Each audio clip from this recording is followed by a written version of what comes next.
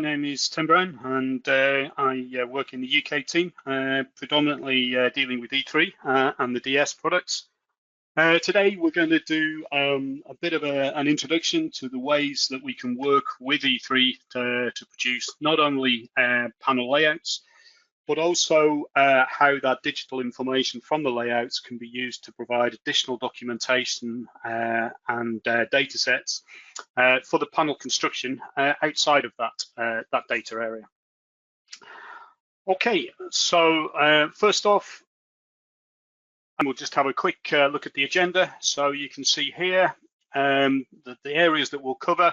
Cabinet layouts in 2D and 3D. So we'll show you the way that we can work with E3 in both 2D and 3D data.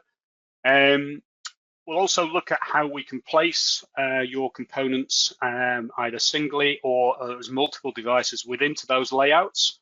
And then we'll touch on some of the capabilities for optimizing terminal strips in particular, with regards to adding additional information into those terminal strips, and also optimizing the space envelope that's used for those terminal strips. We'll have a quick look at the auto connect capability within Panel, where we can actually start routing wires around the cable ducting arrangement that we've done within our panel layouts based on the schematic information. And then we'll look at the additional outputs of that wiring information and also the panel metalwork to start feeding the downstream processes for manufacturing, whether that's the wiring data for cable assemblies or wire pre-cuts, or also some of the manufacturing drawings for the fabrication, the cutouts of the cabinet components themselves. The last area that we'll focus on the E3 side is really how we can help you when you come to the assembly of those cabinets, and that's with our wiring cockpit, which again takes the wiring information that we've generated within the E3 application and presents it in a form that allows you to do guided wiring within the assembly process. And then the last little chunk is I just want to introduce you to the Smart Cabinet Building Initiative. That is a partnership that Zuken is part of, which is focused on using all this digital information with our partners. And there's a separate webinar on that smart cabinet building that's available for you to go and view, but I'll just introduce it to you initially. Okay, so without further ado, let's get started. First, what is E3.Panel? Okay, so E3.Panel is basically a simple, easy to use solution that allows us to do scale designs of the physical control cabinets and panels, and also the required wiring of those cabinets. It's an add-on module for either E3 schematic or E3 cable, and is fully integrated into the normal data set. If you've got an E3.Panel license, then you will start to see the panel functionality appearing in the toolbars and the windows that are available to you.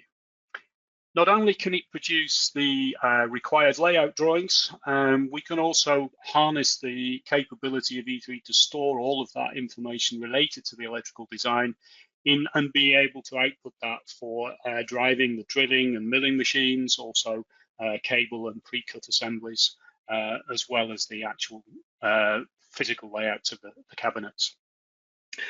One thing I want to just point out is, for the purposes of the demonstration that I'll show you as we go through, we have already got a schematic created within the E3 project, but E3 doesn't require that, and it is possible to start building a cabinet layout without any schematic information there. And as you add a model into your cabinet layout of a particular device, then the schematic symbols will be available inside the E3 project, ready for you to utilize and connect up within the schematic. And you can mix and match that approach, either working with the panel or the schematic, or both, depending on your workflow. Okay, so the first area that I would just want to introduce to you is the different types of drawing sheets that can exist, and the types of data, the way we represent that data within the E3.Panel layout. So the fundamental start to an E3 panel layout is what we call the base sheet of E3. It is a standard drawing border that has a sense of scale associated to it. And this allows us to do the overview of the overall control cabinet or even cabinets, and we can put more than one cabinet onto that one page. And as such, we can do interconnects between those cabinets as well if the requirement is there. The views of that base sheet can either be displayed in both 2D or 3D, and it can show the cabinet fully assembled with everything closed up and fully detailed, and we've got control over things like transparency and visibility, or it can be shown in an exploded format. So if you look at the top window here, we've got two cabinet instances on this particular sheet, one of which is all folded up and the other which is exploded. And if you look at that in the 3D layout, you can see you can turn that 3D orientation around. So in this case, this is an example of a standard compact control cabinet, which has got a mounting plate, the two side walls, the end, the top and the bottom of the cabinet together with the door. And we can show routing between those various components in either the exploded or the assembled view of the cabinet. From that base sheet, where we've got the overview of our whole control cabinet layout, we can then create additional views which are associated to that core data, which are either used for more detailed views, different scale factor, which shows things at a much more detailed level, or we can create manufacturing views, which detail some of the cutout type information which are used within the project. So the first of those types of sheets is what's known in the E3 world as a shared sheet. This is taken with regards to being able to provide a smaller, detailed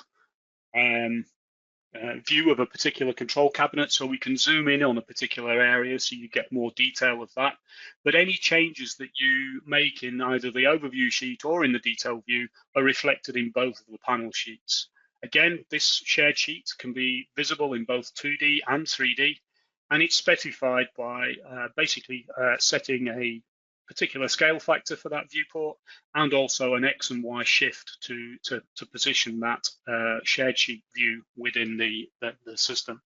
So if you look at the diagram to the right, we want a shared detailed view of that control cabinet, which is all folded up. So we create a new shared sheet, which has got that red boxed area.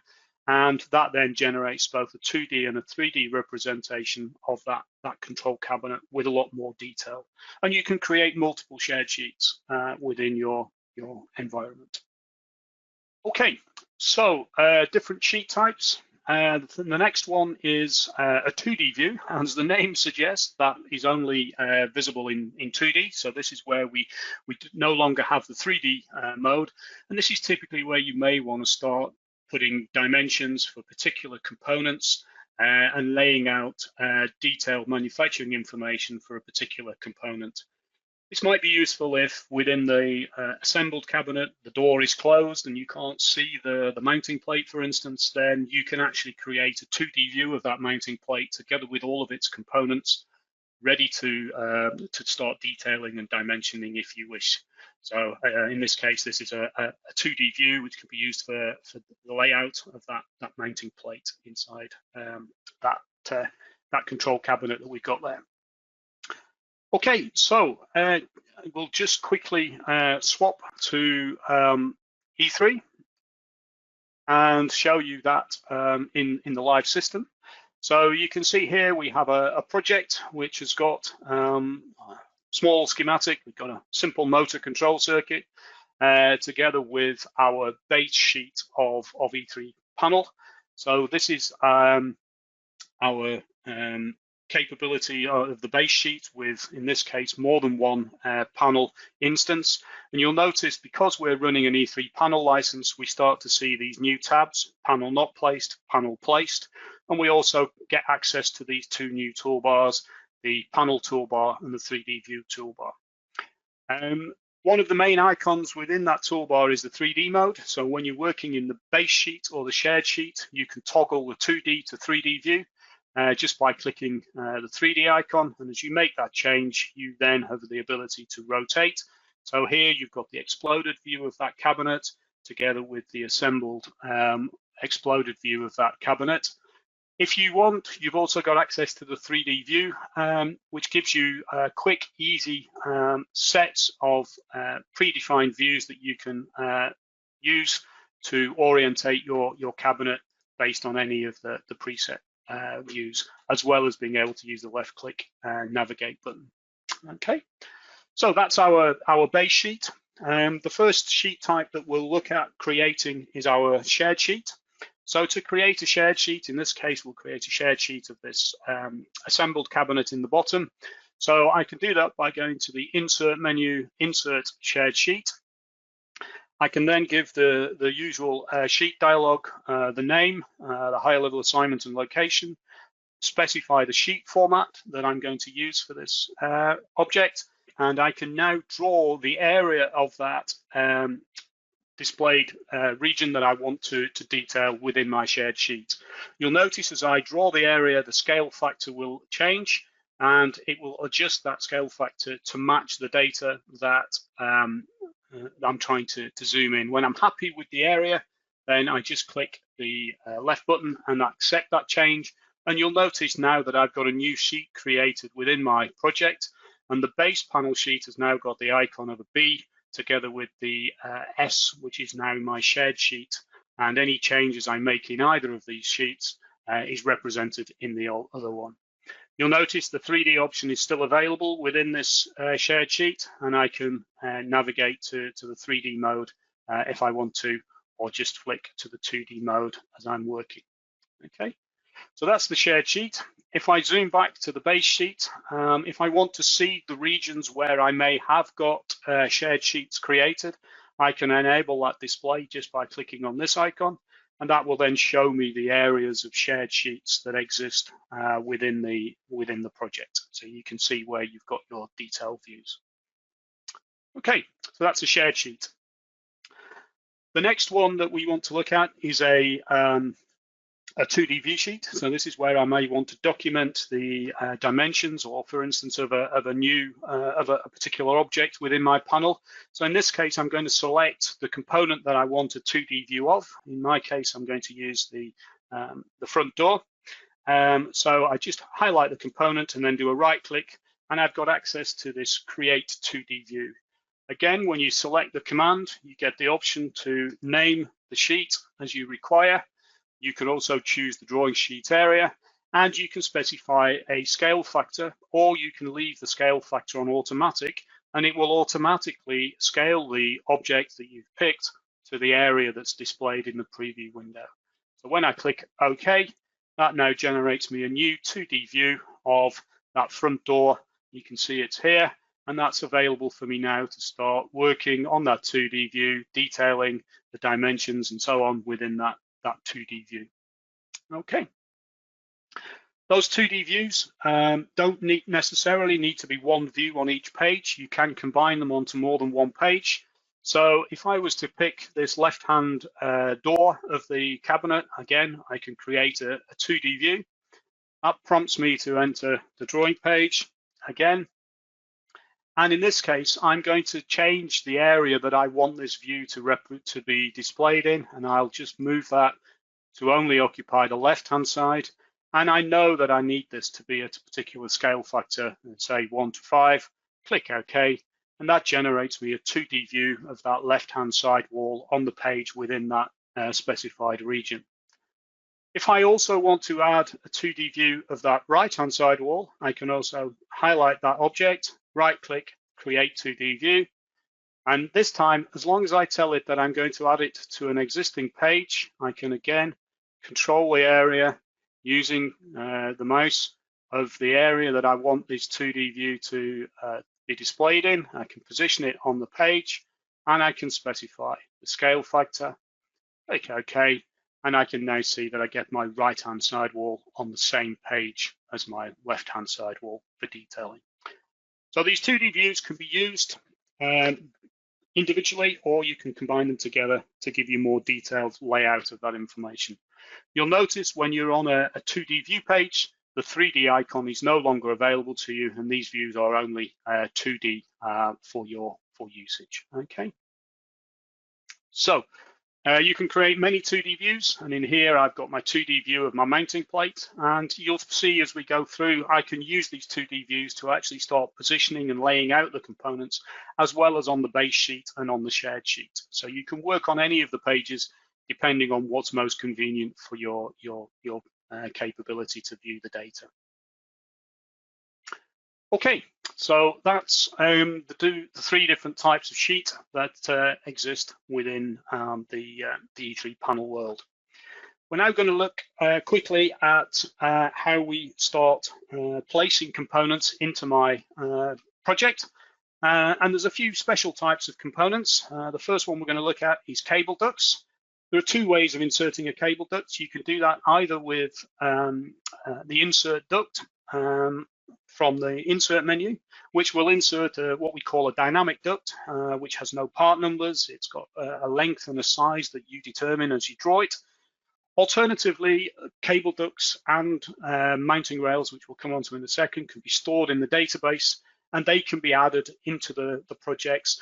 And the advantage of using them from the database is they can have set sizing, and they can also have attributes like supplier and part numbers and all of that useful metadata that you may want to use within the downstream process.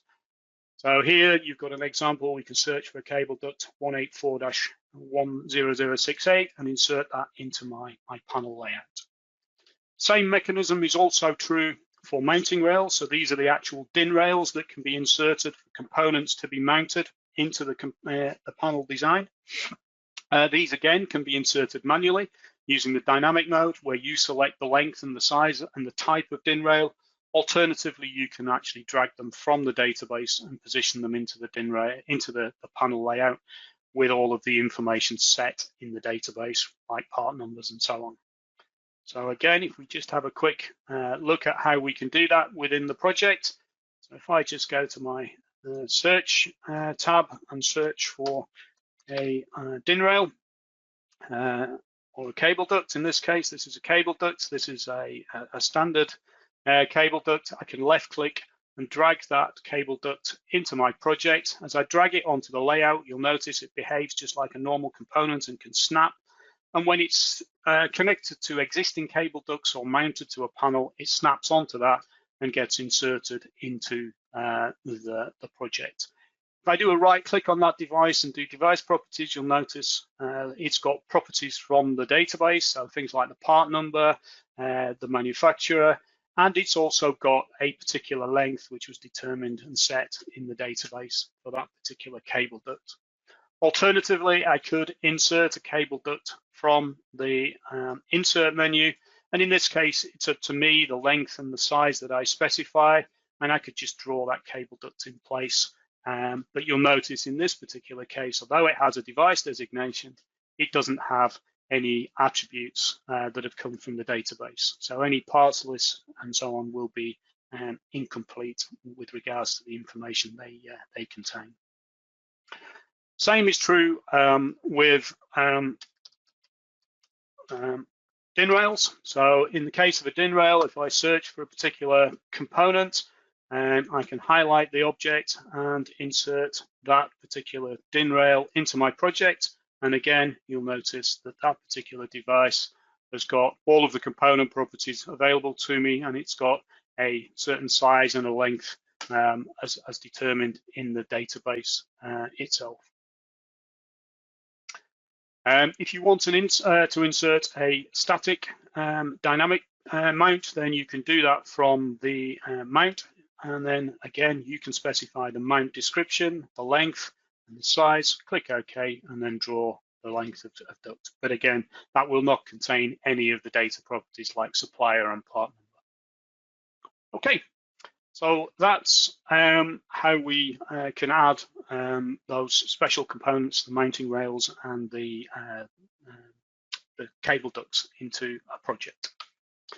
Next thing we're going to look at is how we insert our devices within the project. So this is basically all of the equipment that you want to use within the cabinet layout. It can be either added to the project to start with from the schematic information, in which case it will show in the panel not placed tab, with a particular structure, or you can drag the components in from the database onto the panel sheet and insert the components directly onto the panel layout, even though they haven't been used on the schematic. You can only put components that are in the E3 database onto the cabinet drawing sheets, and that way you're constantly getting the real component information coming out on any of the downstream information. When you've placed a component onto your cabinet layout, it will disappear out of the panel not placed tab and appear in the panel place tab. And again, you see the usual yellow and blue colors to show when a component or a symbol has been used within the project. So you're automatically getting feedback while you're doing your cabinet layout as to which components you have used within your schematic and whether they have been placed onto the panel layout. Placing the devices is simple. You can either drag individual devices by left-clicking and dragging from the panel not placed tab and inserting those onto the panel layout. As you move the device over the panel layout, any suitable mounting positions or types are highlighted onto the on the sheet. And as you move the component over the appropriate DIN rail or mounting point, then the object will snap to that particular location. As well as being able to place individual symbols, devices, we can also place multiple devices. We can do that either using the Shift and the Control keys to assemble the selection set that we want from the panel tree, or we can highlight the particular folder structure within the panel tree. In this case, all of the circuit breakers which are under the device designation F. I can highlight the folder F and do a right-click place, and that will then drag all of the devices that are under that folder onto that cabinet and allow me to position them together on the layout. Again, you'll notice that the suitable mounting types and positions are highlighted within the layout. Okay. Terminals, again, this is an area where typically you are not going to want to place them individually. You're going to want to place these objects all in one go.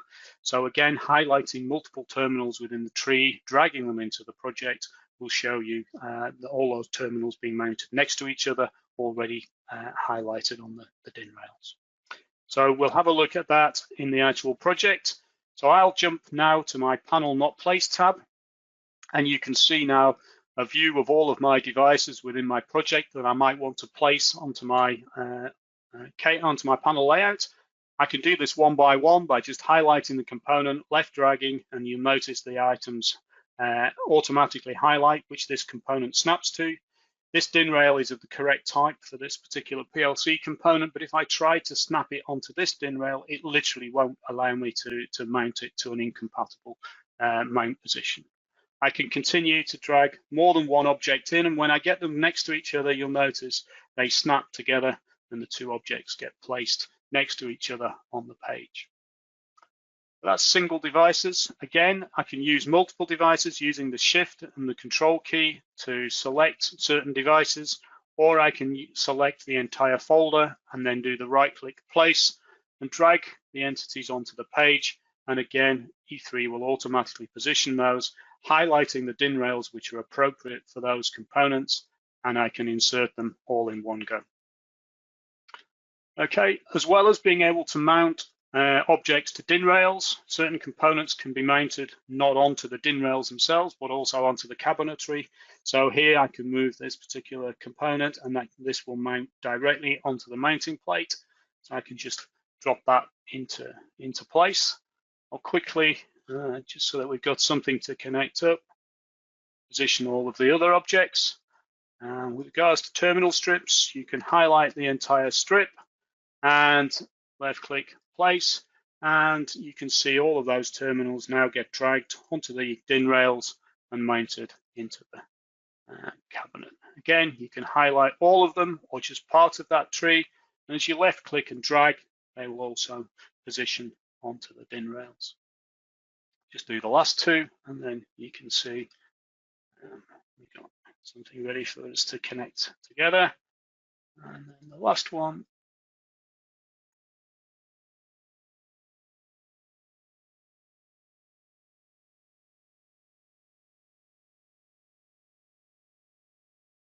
And we've now positioned all of our devices onto our mounting plate.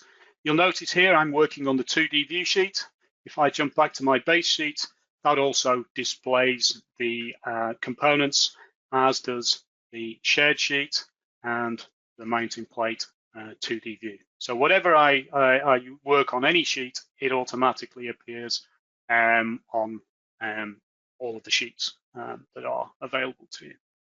Okay, so that's placing objects onto the panel layout. The next thing we want to look at is how we can work with trying to add additional components that aren't necessarily shown schematically into the panel layout. They're all devices that you need to add. So in this case, it's things like end clamps, separator plates, and terminal end plates. So the terminals themselves, obviously you place those using the schematic tool, but these non-electrical components may need to be added to the entire project. We can do that using the auto solve command on a terminal strip, and that, based on the configuration, will add the appropriate separators, end plates, and clamps as we're going, as is defined for those particular component types. Okay, so that's solving terminal strips. We'll have a quick look at that in E3. So if I just zoom in on the particular terminal strip that we can see here, this is terminal strip XL1, and we have a look at that in our device tree. There's the terminal strip, and you can see in the tree we've got our 3 earth terminals, the neutral, and the 6 live terminals. If I run the command auto solve terminal strip now, it's going to read the definition of those components from the database, and it's then going to insert into the DIN rail the appropriate end clamps, separator plates, end plates, and the other plate. And you'll notice that's reflected in the device tree as well, in that those additional components, even though they have no schematic representation, they are displayed and added to that terminal strip view within the project. Just do that again on this terminal strip. You'll notice here, this particular terminal strip, we've got no separator plates or end clamps on the terminal. So I do a right click, auto solve the terminal strip, it goes away and looks at the configuration of that terminal strip and will insert the appropriate end clamps and separator plates as required for those terminals. Okay, so that's the auto solving of a terminal strip and adding additional objects into our terminal strips ready to be used downstream for ordering or manufacturing. We have also the ability to optimize our terminals within the project. So if we're running out of space, we've maybe got multiple terminals, all of which are carrying the same signal, jumped together. They're all single tier terminals. We may want to merge those together for the space to start using double-decker or triple-decker terminals. So we can do that automatically in E3, and it will redo the connections both in the schematic and the panel by running the merge terminal command. So to do that, we highlight the terminal strip, we run the right-click merge terminals, and then pick the new terminal that we want to utilize, and then E3 will go off, and where appropriate, it will replace those single-deck terminals with the multi-deck terminals ready for those to be used in the panel. Those terminals will automatically get replaced on the panel and also reconnected within the schematic representation. So here, for instance, we're taking a terminal strip and replacing that single deck terminals with, in this case, double decker terminals, which give us the duplicate symbols and also a much smaller space setting within the project. So let's just have a quick look at doing that, and we'll have a look at our panel layout and zoom in on our terminal strip down here. And again, we'll pick the first terminal strip, and it's this last block of 16 terminals. You'll see we've got 16 terminals, each of which has got a single layer. If I want to merge those and optimize that space requirement, I can type in the name of the terminal strip that I want to use. In this case, this is a gray double deck terminal. I highlight the component, click OK, and it will now go away, redoing the connectivity on the schematic and replace on the DIN rail those terminals for individual multi-deck terminals, and you can see we've got the duplicate symbols being applied here. Okay, so it's a quick and easy way. Even if you've done the schematic and you've done the connectivity, you can do this merging of the terminals into different types quite easily without having to revisit the schematic manually. Helps if you select the correct terminal. One of the other things that you'll see when I select the terminal and do that merge, another feature of the optimization within Panel is that it has automatically moved those terminals together. So by replacing these terminals, it's now moved that second block up to it, and again, optimizing that space envelope. That optimization is an option that can be turned on using the E3 settings file. Okay. So that's merging terminals. Okay, we now want to look at how we can connect these panels together.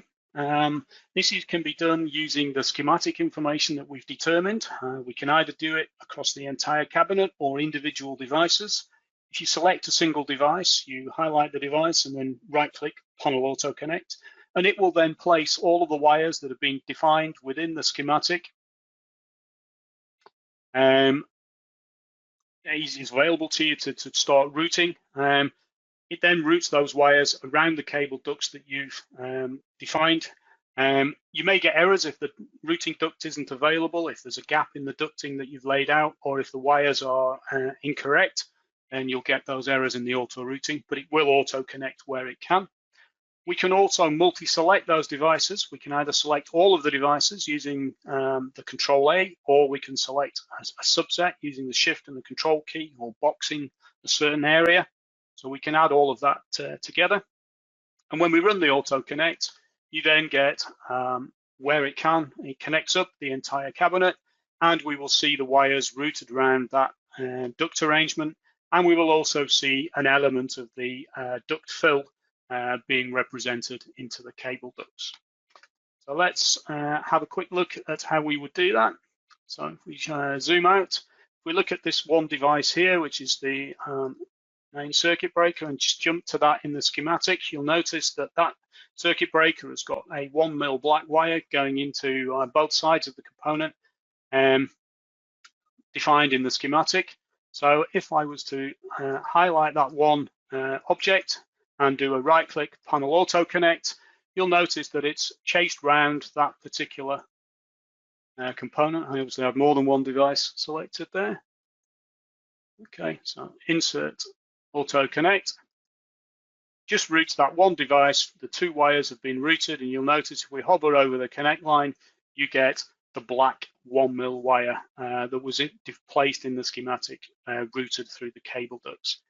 If there's no wire being placed on the schematic, then it will run the connection and it will use the default wire type, or alternatively, you can define the wire that will be used based on the signal definition.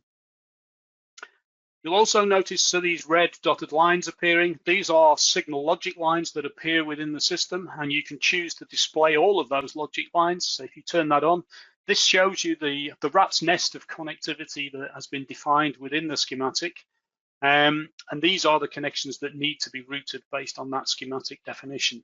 If I now select everything within that cabinet, so I've used the Control A key, and I can now do a right-click Panel Auto Connect, or I could use the Insert Panel Auto Connect or the Toolbar Panel Auto Connect command up in the toolbar, click on the Auto Connect, and it will now start routing the wires that have been defined on my schematic around the cable duct arrangement, including to devices that are no longer on the view that I've got. So it has routed wires off to the sidewall, it's routed wires off to the front door because they were part of the selection set. You'll notice that the duct fill has also been calculated and displayed based off the wire properties that exist within the database. Okay, so that is the Panel Auto Connect. Okay, now I'll quickly want to show you some of the add-ons that we've got that allow us to export some of this wiring information and the panel layout information to other areas outside of the design area. Typically, in this first instance, the cable assemblies for any wire pre-cuts ready to be used into those cabinets, or latterly into the mechanical world for cutouts to be able to use within the panel cabinet manufacturer itself. First one we'll look at is the export to COMAX. So this allows us to export a wire list. It can either be for the entire cabinet or it can be grouped per device. This contains configurable information for how the items are going to be labeled, how they're going to be terminated and so on, and how the format of that Excel file is laid out. That's based on the particular configuration of the COMAX machines that you're running, what terminals are loaded to that machine, what wires are available for that machine. And it can also be further processed by the COMAX software itself, the top convert software. Okay, so it's a simple toolbar item. We've got two toolbar items. One is the configuration tool, the next is the export. If you output the data bundled per device, then you will get a whole series of CSV files which detail all of the wires needed to run to particular devices.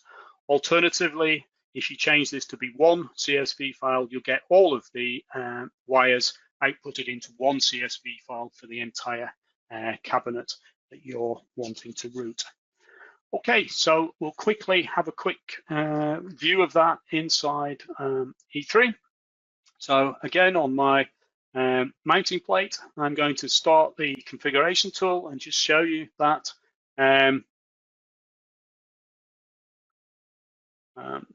object. So here we've got, I'll just show you, there's lots of configuration for this tool in terms of how the information is gathered and fed to the machine, and also to tune this to the particular COMAX machine that you've got in place. What I'm going to show you here is whether you export all of the separate CSV data or whether you export the entire file. In this case, I'll export a separate CSV file for each of the devices that I'm wanting to run from. So in this case, we'll just save and exit that information. In the case of the output, when I run the export using the export tool, it fires up that configuration file and will now start processing. In this case, it's telling me that there are some terminals within this machine that are not available for me to output. And in this case, it's configured to use a default terminal, which the machine is fitted with. And it now shows me I've got certain wires routed out into the environment. Okay, I'll just run that again because I had only some sections selected, not the entire cabinet. So again, in this case, because of the configuration again, I may get errors. So here it's popped up that I'm routing a wire which is less than the minimum length that my machine can handle. Do I want to stop the program or not? And also, this is the warning about missing terminals. Click OK, and that's better. We've now outputted 104 wires in 16 different bundles. And if I look in my output directory, you'll see I've got all of those CSV files, the separate ones with all of the wires detailed running from each of the devices. If I change the configuration, then I can output all of those wires as one separate, one complete CSV file using the export all of the bundles, and that will give me one CSV file with every wire for that cabinet in the one file. Okay, so next section, as well as being able to output the data for the wiring side, we can also output the cutout information, drill hole definitions, the cutouts, and the general layout of those, the sheet metal work that may be needed for that cabinet. And that's done through the E3 cutout export. This can provide two outputs. One is either an additional sheet within the E3 project, or it can also produce the separate DXF file. Again, when you run the command, we'll just have a quick look. You've got the E3 cutout, so we highlight the component you want to output, run the cutout. It brings up the configuration of the cutout tool. You can control the outlines the levels that those objects are going to be placed on in the E3 sheets. You can choose the colors, choose the drawing format that it's going to be placed on. And with regards to the output, you control whether you need the E3 sheet, the DXF file, the directory, and also which objects in terms of drill holes, of cable ducts, mounting rails, cutouts, or outlines of the components are going to be placed onto the pages. Click OK. It will then go away and generate the particular objects that you need. In my case, I'm outputting both the DXF file and a new drawing sheet. So it's created me the new drawing sheet together with all of that drill information and the cutouts for those particular components on that mounting plate. It's also outputted, in addition to that, it's also outputted the DXF file into the output directory. Okay, so that's the E3 cutout tool to allow you to output that information. The last area where we can show some of this useful information from the E3 project is when you come to actually assemble the panels and in particular start wiring those cabinets together. This will give you wiring information as to how to place and the route of those wires from the digital information in the layout, and allows you to present that information to the operator while they're working on the native E3 data. This tool can be run inside the full application of E3, or it can also run within the View Plus application. You don't need the full authoring tool because obviously they're just reading the information and processing it rather than utilizing the entire design application. You can pause the routing and break off and resume routing, and it will tell you which wires you've already done and which you haven't. And it's based off an exported wire list from the design that you're working with. So the first stage is to create that wire list. That wire list will be ordered and sorted based on the way, the order in which the wires have been placed into the cabinet, which is on our Auto Connect. That may not necessarily be the way that you want to wire that cabinet in reality. So you can sort that wiring list based on particular criteria for the order in which you want to wire. And you can then load that resultant wiring list into the project. And as you complete each wire, you can then start to mark off each wire as it's completed, and you can pause that processing as you're going. Okay, so I'll show you that in reality. I'll show you in our main E3 application, but as I say, this will run in the viewing application that you might have within the system. So the first stage is to create a wiring list from inside E3. So you just click on the export tool. That will create you the wiring list, which you can then go and process. You can go and sort that based on how you want the operators to actually wire this and the order in which they want to work. And then when you come to actually do that assisted wiring, we can turn on an additional window within the E3 system, which is the wiring cockpit window, which is where we will present that wiring detail information into the view. And then we can start reading that wiring list into the project. So in this case, I'm going to use the wiring list, which I've just written. So you can see this is the file I just wrote. Click open, and that now shows me the first wire within that list. And it highlights that wire within the system and allows me to start making those connections, highlighting the duct routing and where it's going to. When I've made that connection on the actual cabinet, I can click the done and it moves on to the next wire. When I've placed that wire, I can click done and keep working through each of the wires with the routing. And again, it's zooming in on the area where I need to see the route detail throughout the system. I can pause that routing. So if I stop the wiring at that point, I can go away and come back. And then when I restart the wiring by selecting the same file, click open, you'll notice that the information on the wires that I've already done is captured within the file. And we can continue working where we left off.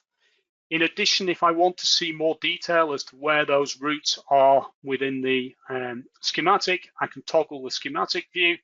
And again, I can then see where a particular wire is on the panel or in the schematic view and start working within those wires on either the schematic or on the cable panel layout to help me make those connections.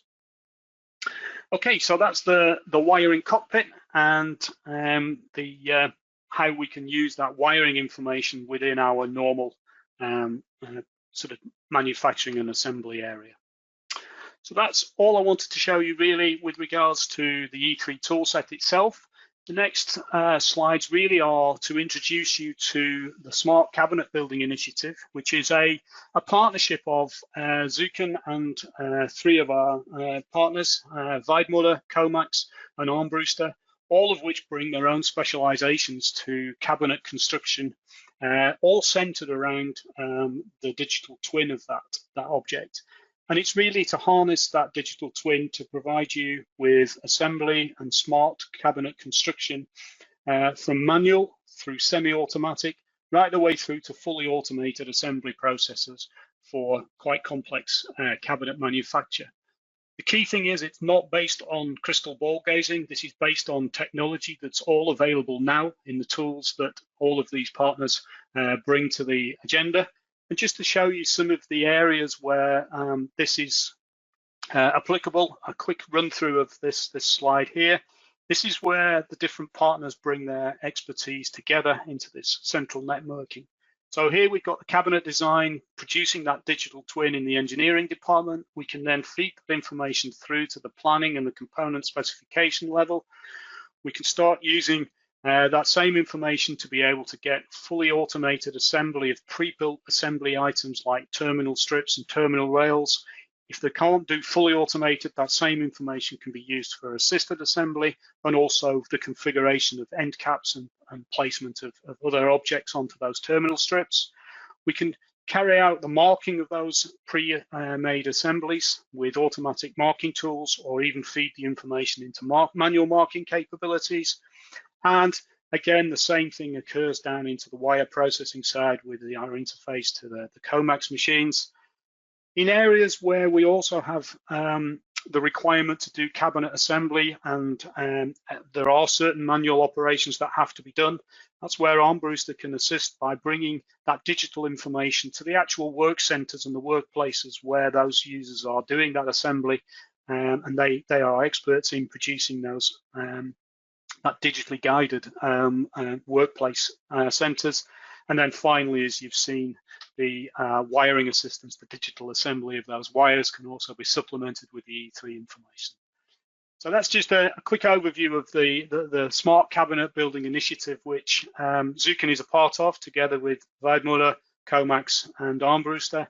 And I would recommend you all go and have a look at that. There is a webinar that is available on the Smart Cabinet Building website, which goes into that in a lot more detail than we've got time to show you today. You're free to go and visit that. There is a German and an English version of that webinar available at the address shown below. Okay, that's everything that I wanted to show you today. Thank you very much for your time, and hopefully you found that useful.